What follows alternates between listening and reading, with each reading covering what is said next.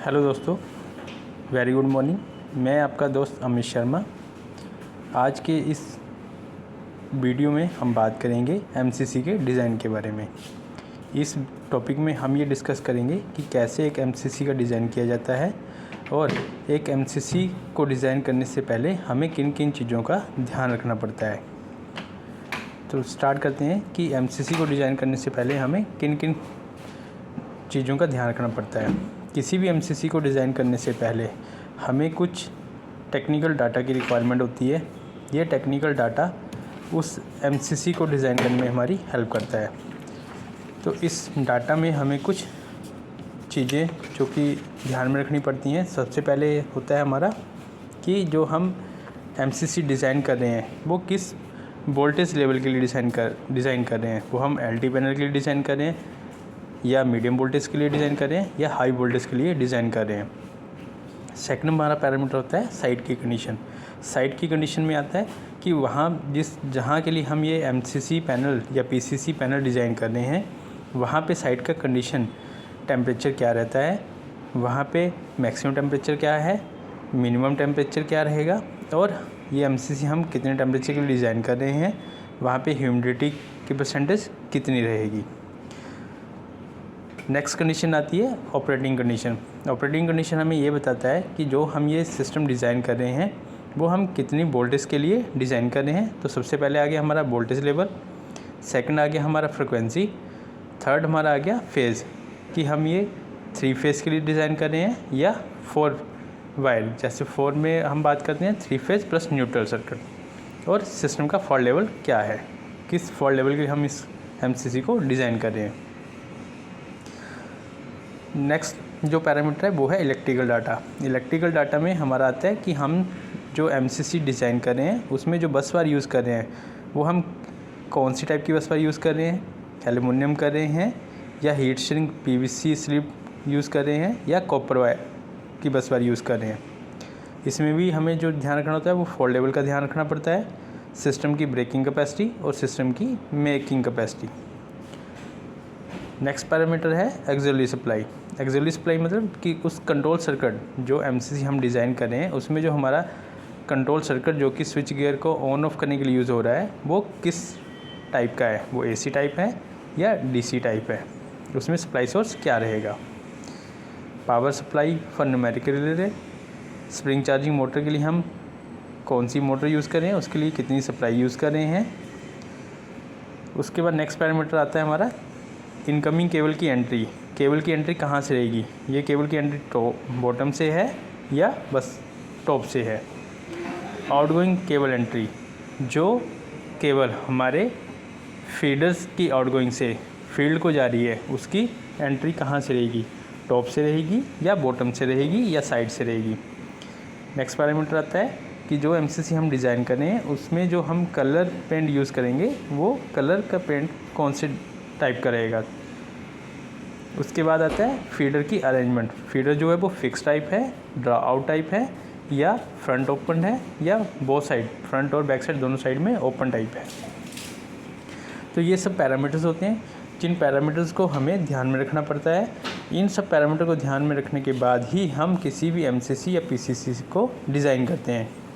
एक मेन चीज़ जो एमसीसी को डिज़ाइन करने के लिए हमें ध्यान में रखनी पड़ती है वो हमें ध्यान रखना पड़ता है कि हमें जो रिक्वायरमेंट है, हमारी जो रिक्वायरमेंट है कि हमारे पास कौन से टाइप के स्टार्टर रहेंगे, इनकमर किस टाइप का रहेगा और कितने नंबर ऑफ हमारे पास स्टार्टर है। ये स्टार्टर ड्यूल भी हो सकता है, आरड्यूल भी हो सकता है और सॉफ्ट स्टार्टर भी रह सकता है, बीएफडी भी रह सकता है। और कई जगह पर जो हमारे फीडर कंपार्टमेंट्स हैं उनका यूज़ हम सिर्फ लाइटनिंग के लिए यूज़ करते हैं या कहीं पे पावर डिस्ट्रीब्यूशन के लिए। तो इन सब पैरामीटर्स को ध्यान में रखने के बाद ही हम किसी भी एमसीसी और पीसीसी को डिज़ाइन करते हैं। तो किसी भी एमसीसी और पीसीसी को डिज़ाइन करने के लिए जो मेन पैरामीटर हैं वो हमारा हो गया कि हमारा जो पैनल है वो कौन से टाइप की वोल्टेज के लिए डिज़ाइन हो रहा है, साइड की कंडीशन क्या रहेंगी, ऑपरेटिंग कंडीशन क्या रहेंगी, इलेक्ट्रिकल डाटा चाहिए होता है हमें, एक्सिलरी सप्लाई, केबल की एंट्री, आउटगोइंग केबल की एंट्री, कलर कौन से टाइप का रहेगा, फीडर की अरेंजमेंट कैसी है और नंबर ऑफ़ फीडर कितने हैं और किस टाइप के फीडर हैं।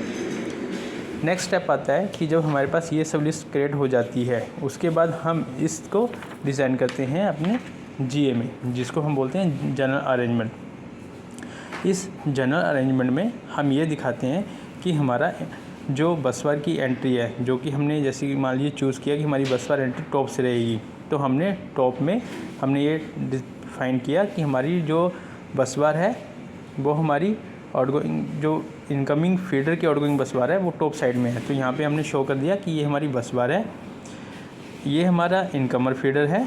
इनकमर फीडर हमारे कितने साइज़ का रहेगा, उसकी विड्थ कितनी रहेगी, हाइट कितनी रहेगी, डेप्थ कितनी रहेगी।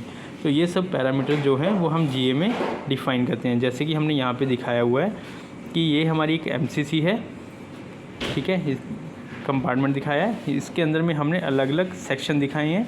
ये हमारा जैसे 300 mm का है, 600 mm का है, फिर 300 mm का है, 600 mm का है, 400 का, 600 का, 300 का। ये सब डायमेंशन जो होती हैं ये हमारी mm में होती हैं। ये हम इसका फ्रंट व्यू देख रहे हैं। अभी इस फ्रंट व्यू में हमने सबसे पहले ये दिखाया कि हमारे जो फर्स्ट कंपार्टमेंट है, मतलब फर्स्ट कॉलम में हमारी केबल चैम्बर है, ठीक है। सेकंड जो हमारा कॉलम है उसमें हमने दिखाया कि बॉटम साइड में जो फर्स्ट कंपार्टमेंट है वो हमारा बैकएंड है। फिर हमारा इनकमर फीडर आया, जो कि यहाँ पे दिखा रहे हैं हम। यहाँ पे हमने बीएफडी दिखाया, यहाँ पे हमने इनकमिंग सेक्शन दिखाया और यहाँ पे उसके इंडिकेशन लैंप दिखाए। इस तरह से हमने सारे एमसीसी में उसको हमारे जो फीडर थे, जिस टाइप के हमारे फीडर थे उसके डिज़ाइन, उस फीडर के कैपेसिटी के हिसाब से हमने एमसीसी के कंपार्टमेंट को डिवाइड किया। उसमें हमने दिखाया कि हमारा कौन सा कंपार्टमेंट कहाँ पे है, कितने उसके डायमेंशंस रहेगी, उस डायमेंशन में उसकी विड्थ, हाइट और डेप्थ को हमने डिफ़ाइन किया। फिर उसके अंदर हमारे फ्रंट साइड में फ्रंट डोर पे क्या क्या कंपोनेंट्स यूज़ हो रहे हैं वो हमने यहाँ पे शो किया।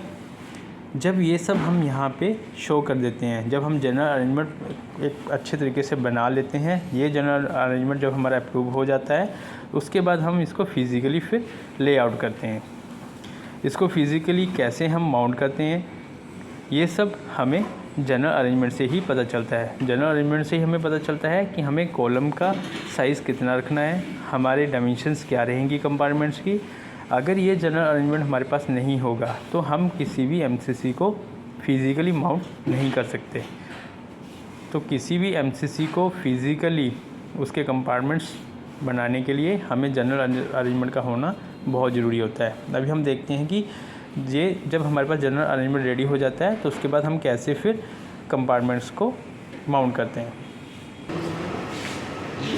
जी अरेंजमेंट बनाने के बाद हमारे कंपार्टमेंट्स रेडी किए जाते हैं। ये कंपार्टमेंट्स इस तरह से बनाए जाते हैं।